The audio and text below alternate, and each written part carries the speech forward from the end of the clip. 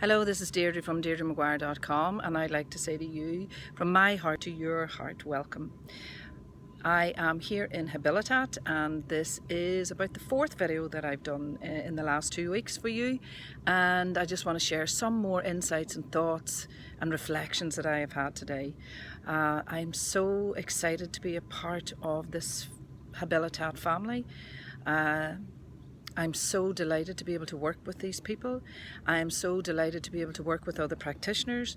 I am coordinating training here now, and it's great to see the practitioners actually learning so many skills.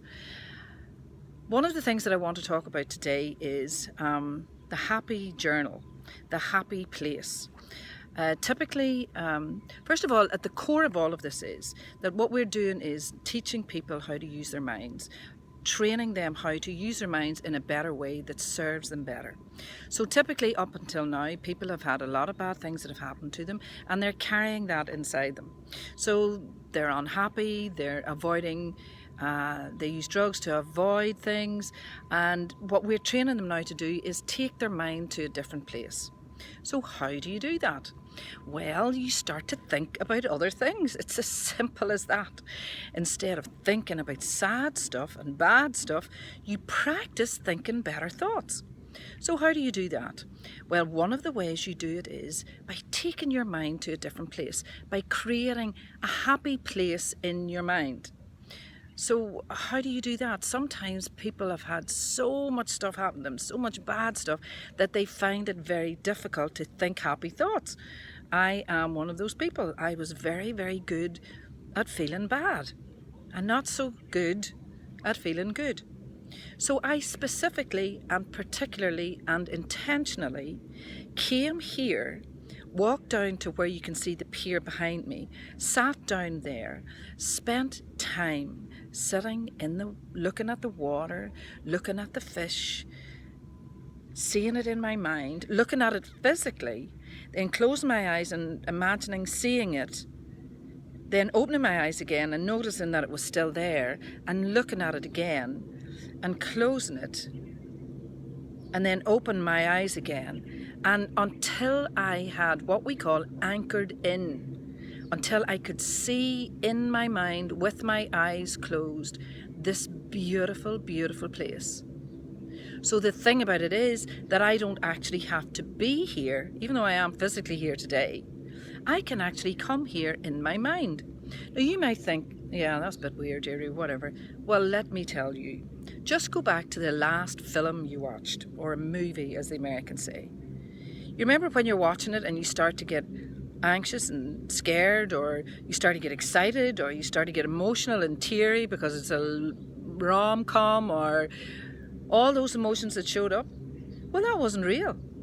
But here's the thing, your mind does not know the difference between what's real and what's imagined. When we go to the theatre, when we watch a play and we get caught up in the story of it, when we watch a movie and we get caught up in the story of it, it's actually called suspending your disbelief. That's the technical term for it. But that's not important. What's important is that you can do that. You can be happy if you want to. And this is what is so powerful about the work that we are doing here. Like last night, I worked with 2 young men, just beautiful human beings, who had been torturing themselves with all. Now, they had lots and lots of bad stuff that had happened to them, but all I did was show them another way. Show them the love of their dog. Show them the happiness they see when the dog comes at them and wagging his tail and he's pleased to see them. And in that moment, they take their mind to another place. And then all you do is practice it. Practice it more and more. And every time you feel that sadness, use your tapping skills to tap away the sadness. Take your mind to another place. That's all it is. But the thing is practicing it. It's like myself now, I've been going to keep fit and doing CrossFit for so long and enjoying it all, and then I got injured and I couldn't do it. So now my body is out of practice with weightlifting and exercise. So I'm going home to go back to it again and build my skills up again at my exercising. And it's exactly the same with your mind. That's all it is. There's no mystery to it. Practice taking your mind to another place. taking your mind. And if you don't have a happy place, go and make one. Go and create somewhere in nature. Go for a walk. It doesn't cost anything. Go to the beach. Go. And if you resist that, notice your resistance. Just notice it and do it anyway. Okay? Take charge of your own mind. Take responsibility. Take charge. Take ownership. And you are powerful. Powerful work. Powerful work. Well, I hope that helps you a wee bit. Look at this place.